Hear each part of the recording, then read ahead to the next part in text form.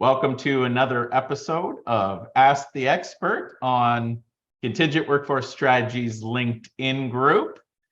And I've got a great topic today with a great person who I've known for many, many years. Actually, we're just talking about that. And so we're talking on the topic of market intelligence and KPIs for programs. We talk about them all the time. You know, vendors will suggest them, program managers need to think about them, manage it. How do you get success in your programs? How do you monitor your vendor community, etc.? And so it's a topic that's always been super relevant. And we've got one of the leading experts in the space who's dedicated her whole career in the contingent workforce industry, over 12 plus years of industry experience on market intelligence, competitive analysis, data analysis, and it's great. I met Raleen Gagnon 10 plus years ago now, when you were with Manpower, and now you're with Magnet, another MSP in the space, and it's been great to always had great conversations. So thank you for coming on the show, Raleen, and talking about market data and KPIs for programs. I am very excited to be here, but Jeff, I'm going to have to ask you to do all of my intros from now on, because when someone says I have 12 years in the space, it makes me sound very young.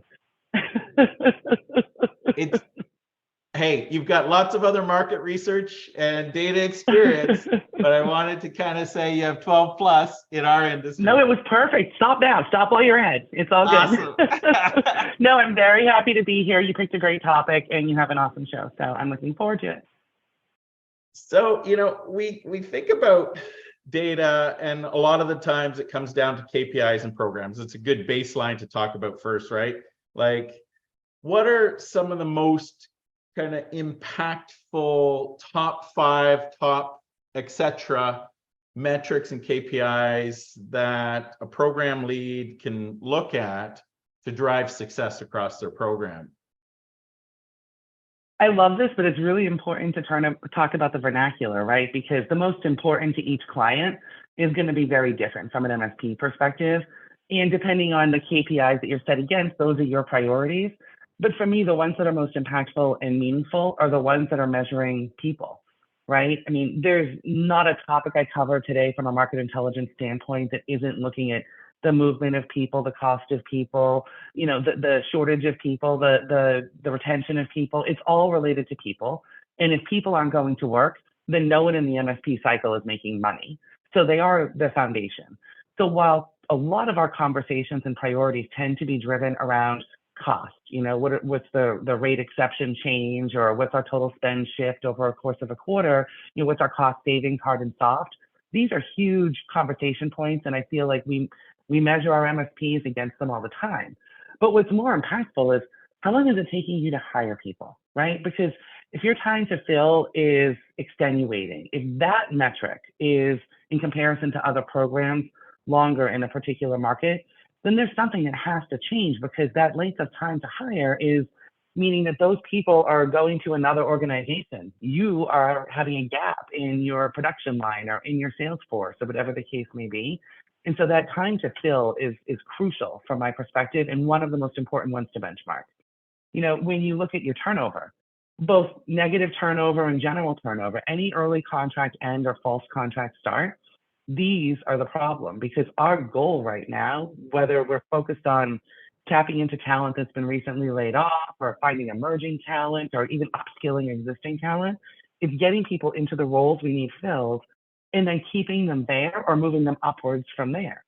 So turnover is the exact opposite of that, and it is blocking us from any of those success points. And understanding why or how that compares, those are things that give us action. You know, we can fix why is it taking us so long to hire. We can fix why are we losing this talent with the right data analytics. So I love both of them because they're meaningful, but they're also fixable. And then there are other ones related to people. I know you love top 5, but I really stress the top 3. Top 3. The other one's conversion rates, right? Because you can only keep your contractors in most programs and markets for so long. So you want to keep that talent if they're successfully performing. How do you convert them into employees? And if you're not successfully converting them, if you get a lot of declines, when you make offers, what's wrong with your offer, right? What was wrong with the worker experience that they're not coming in the door and committing full time? So that conversion rate is another indicator, because all three of those, it means there's something that you can change in the process or within your business as an employer to actually improve how quickly you get the talent, improve how long you keep the talent, and improve that conversion into full time. And so for me, it's about the top three. And I can pick two more, but those are the three that you can fix and that will have the greatest impact. Yeah, especially, yeah, I love the idea of almost having that as a heading, though, right? A heading under people, those top three, and these are the most important ones to manage, understand people coming and going and driving your business. Like you say, if you're missing and you're not filling the positions on time, it's really affecting your business. What are some of the KPIs and metrics to manage your vendor community better? Is it, rates? Is it fill rates? Is it, et cetera, amount of spend? What are some of the key metrics when managing your vendor community? Yeah, so again, for me, it's about the ones that are going to be most impactful and the ones that you can fix. So how quickly are they submitting candidates for your particular positions? And how many requisitions are you seeing activity from these suppliers on? If they're only submitting candidates to 10% of the recs that they're seeing from your various programs, why is that? Are they able to make more money servicing another client through another program? Are your demands or your requirements for these candidates not quite aligned? Are your bill rates too low? Those are the types of things that you can look at, because again, there are suppliers on that side, and that is all about feeding into your time to fill. So helping you to address that success metric, but also ensuring that you are a program that is on that supplier's top list to service, because they are getting the benefits from servicing your program and the support that they need from your program support, et cetera. So if they're submitting slowly, or they're lagging, or they're submitting inconsistently, or they're only submitting a few candidates for your recs, those are signs that you can do better by the suppliers in order to improve their performance. The beauty of the MSP and the metrics is we give you that visibility, and it's about managing supplier performance, truly, by definition, right? Yeah. So by giving them that feedback and figuring out how can we help you to improve the performance, there's only so much your MSP can do. We can give you this guidance, but clients have to adopt it too. So how do we give more meaningful guidance back to employers to help them drive and understand the correlation between that? So for me, it's those candidate submittals, again, the performance rate. Now your rate exceptions, if you've got a handful of suppliers that are constantly putting in above your recommended bill rate, but others are able to fill the position within the bill rate, that's not necessarily one you need to address unless you're getting poorer candidates in through the proper submittal rates and process, right? At that point, maybe that's an eye opener. You can go back and look at that, but you don't want to look at those data points in isolation. You want to look at them across your program so you know what the right corrective action is. And I think that's the other key area that you would want to look at there. Yeah. The other topic when we talk about market intelligence now, of course, it's rate data, and you mentioned rate data in your last kind of conversation. I love rate data. But, with all the legislative changes, and it seems like a lot of the states are following suit around enacting the rate transparency laws, right? And a lot of it tends to be about, offering a salary and posting it out there on the full-time side, but it also is applicable to the contingent side. So, what are some of the it's not always a downside to some of this legislation. It's not only to protect the workers, it actually, in some cases, helps the employers. What are some of the, the benefits to employers, and what are some of the pitfalls around the new legislation that you're seeing, and how to implement some best practices within your organization? Because it's not always just additional cost that posting out rates is going to cost you. It may actually help you in some cases. So I love the question, but I'm going to answer one you didn't ask and say, how is pay transparency legislation potentially good for the candidates? And the reason why I say that is because it wasn't until California and New York were about to enact their laws, that we actually went back and took a look at some of the smaller markets and other markets that had already done so.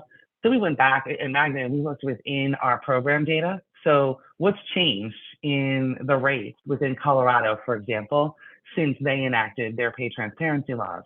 And what we found across all of our programs was that rate compliance increased by over 200%. And the reason why was because the rates normalized. So we saw a lot less of the huge exceptions to the rates, and a few companies going 10% above market and some companies still trying to come in close to the bottom of the barrel. And we saw, because everyone was posting their salaries and their hourly rates, that they became closer and closer together until they consistently had similar rates in the market, which meant that candidates had no choice but to hire within that allowed space. They weren't going to apply for a job unless they were willing to work for that hourly rate or that salary. So it's not like the offer was a surprise at the end of the hiring cycle. And so from a candidate standpoint, it saves them tons of time, right? They don't have to apply to 5 jobs and wait until 3 weeks later to find out what they could potentially be making, and frankly, potentially waste their time going through an offer process for an organization that was never going to pay them what they needed. So for candidates, it helps them narrow down the opportunities they want to apply for, knowing that they're going to get an offer that's suitable for them. And then I'll travel over to the employer side. It means that you have a faster hiring process. So all of the candidates coming into the cycle are willing and in the right hiring level from that wage standpoint. And there's a lot more consistency from a quality standpoint because you've normalized everything about those roles and those rates. So to me, it was a 2-pronged process, and I kind of love that approach. So the challenge from an employer standpoint is, if you only update your rate card every other year, or even every year, there's a huge chance that you might have rates in the system that are going out to your suppliers that are limiting what their pay rates are. Within an MSP, client A isn't setting the pay rate that's going to get put on a job posting. They're setting the bill rate, right? Or they're setting a pay plus markup. And in that case, the supplier is the one who's choosing within that number, what am I putting out there for the wage? So if you get a larger supplier that has more burden, they have a more restricted window of pay that they can put on that particular job. It limits their ability to fill the position. They may choose not to even pursue that one in that particular market because your bill rate's too low for them to be profitable, and somewhere else they've got a client that's willing to pay them more for their candidate. Likewise, if you've got a number of suppliers that are putting out lower rates, you're going to have a low candidate submittal flow yourself. So you want to be on top of your pay rates through that bill rate management process. And for me, that means looking at the bill rate management cycle within your system today, right? I'm a big fan, as everyone sees on LinkedIn, of real-time pay data. So with Pay Intel, we've got that ongoing stream of data coming in, and that enables us, at least within our programs, to ensure that real-time rates are available on a need-by-need basis. So if you've got a new position going out, you can quickly see in that market what that looks like. But the other thing that needs to come into play, and I'm going to over-answer this one, is when you think about remote sourcing. You could set a national rate, right? No one knows what to do here. If you set a national bill rate for an IT project manager, there's potentially a 30% difference between a high-cost market on the West Coast or in the Northeast compared to the South or Southeast for that particular role. So if you set a national average, you're somewhere in the middle, and you eliminate all those high-cost markets. You're not a viable job up there, right? Or you're potentially overpaying in some of those lower-cost markets. You want to have a rate card that allows you to do remote sourcing, and you have to have insight into all of those locations to understand what your rate card should be or what the right target rate should look like, so that your suppliers are focusing on the right markets for you and giving you access to that cost efficiency. I think knowledge is power, and pay transparency is helping to ensure that people are taking the time to find access and leverage that knowledge in a way that's going to be more meaningful in the hiring market. Helps us fill positions faster, and it's helping candidates to go through the hiring process far less painfully. Very cool.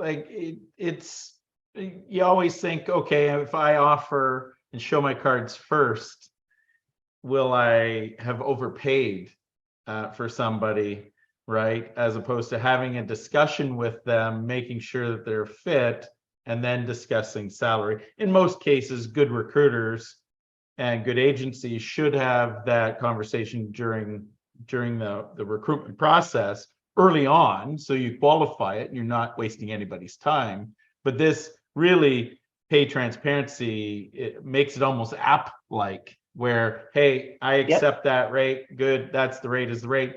But it's more than just the rate is the rate, though. In a lot of cases, this pay transparency is still in ranges that you're starting to see A reasonable range. I'm starting to see right? that, right? A reasonable range, not, well, this could pay 50,000 or 250,000, depending on the candidate, because that's laughable at this point. But you said something interesting, that whole negotiating based on knowledge of past earnings. Before we had pay transparency laws, we had those salary history bands that were becoming common.